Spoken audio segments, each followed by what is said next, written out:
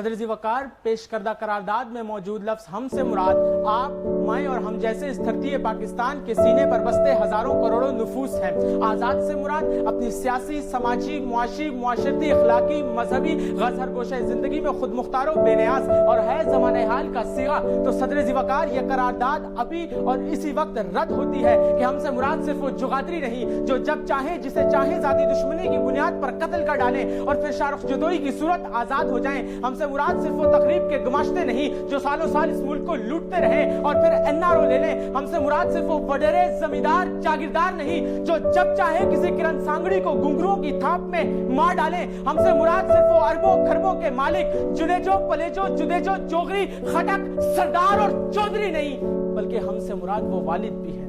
جس کی معصوم بیٹی کو درندگی کا نشانہ بنا کر جھاڑیوں میں پھینک دیا گیا۔ ہم سے مراد وہ نشوہ بھی ہے جسے انسانیت کے مسیحا ہی رون ڈالتے ہیں۔ ہم سے مراد شاہ زیب، نقیب اللہ اور مشال سمیت ہر وہ نوجوان ہے جس کی تڑپتی روح آج پھر کسی جناح کی منتظر ہے کہ ہاں وہ آئے گا، ہمیں ان سے آزاد کرائے گا۔ صدر ذی وقار میں جانتا ہوں کہ ہم نے اس ملک کی خاطر وہ قربانیاں دی جن کے سامنے ہواؤں کے بدن بھی پارا ہو گئے، مگر دکھ تو یہ ہے کہ ہم نے اپنی نام نہاد آزادی اور خود مختاری کو مغربی آقاؤں کے جبڑوں میں پستے دیکھ لیا۔ تو صدر ذی وقار بند کیجئے یہ آزادی کھیلنا اور اقرار کیجئے کہ یہاں بولنے پہ پابندی، سوچنے پہ تعزیریں، پاؤں میں غلامی کی آج بھی ہے زنجیریں، آج حرف آخر ہے، بات چند لوگوں کی، دن ہے چند لوگوں کا، رات چند لوگوں کی، اٹھ کے درد مندوں کی، صبح و شام بدلو بھی جس میں تم نہیں شامل، وہ نظام بدلو بھی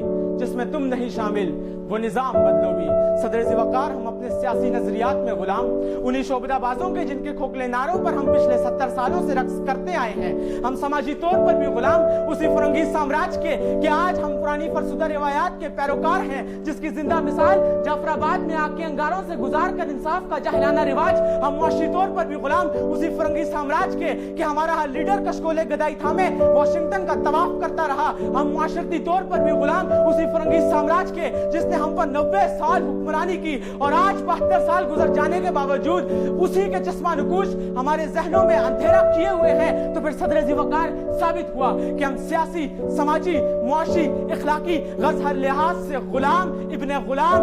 غلام ہیں کہ ہاں ہم آزاد نہیں۔